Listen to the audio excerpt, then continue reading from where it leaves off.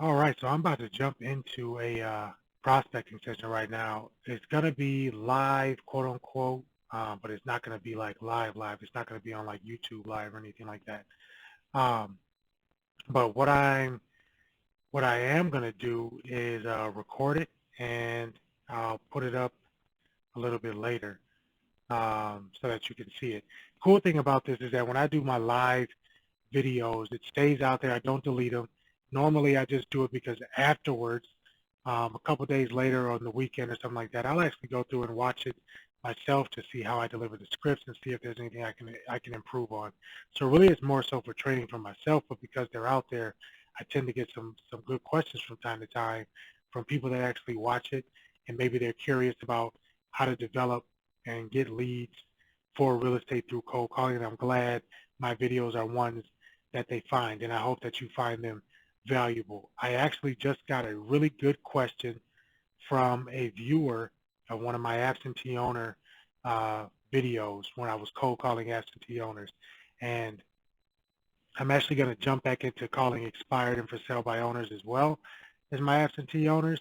So I'm glad that this came up, and I'll put some more videos out there too so that you can see how I handle for sale by owners and expires, very similar to absentees. But it's a question that I got, and it's something that I've been thinking about and never really paid a ton of attention to, and it has to do with accents when cold calling. So a very Bing, and I hope I pronounced his name right, he asked me this. He said, "Hi, sir, I speak English fluently, but I have an Indian accent. Would cold calling work for me?" My answer to that, simple answer, yes. Yes, cold calling will work for you. I don't think that an accent is going to deter anybody from working with you. What might happen, though, is that it might take a few more calls for you to get through to that person that's just going to outright say yes. But I have a bit of advice for you. If your accent is really strong, you speak fluent English, what I would say is shorten your script, slow it down in your delivery, but make it more direct. Treat it more of a qualifying script instead of trying to build rapport. So instead of going through the how are you doing today, how's the weather, blah blah blah, things like that.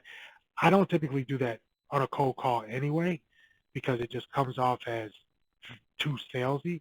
But just be straight to the point. Introduce yourself. Find out if you're talking to the right person, and then ask for what it is that you want. When it comes to an expired listing, the main thing that I want to know is it the house, and are they considering interviewing other agents? If so, then I'm going to ask for an appointment. Just very simple. Very, very simple. I'm just going to ask for an appointment if you're thinking about interviewing other agents. If you're not thinking about doing it now, I'm going to ask if things change for you, can I circle back with you? It's very simple. Keep it direct, slow it down, keep a short script, and go from there. Accent, no matter where you're from, you will be a highly effective cold caller if you just cold call that way. People don't have the attention span to sit through an entire script of dumping all your value propositions on them, dumping everything you're going to do on them and things like that. People just don't have time. Chances are when they answer the phone, they were looking at something else. So you've already interrupted them doing something. So you're getting on their nerves already. So whether you have an accent or not is not going to matter.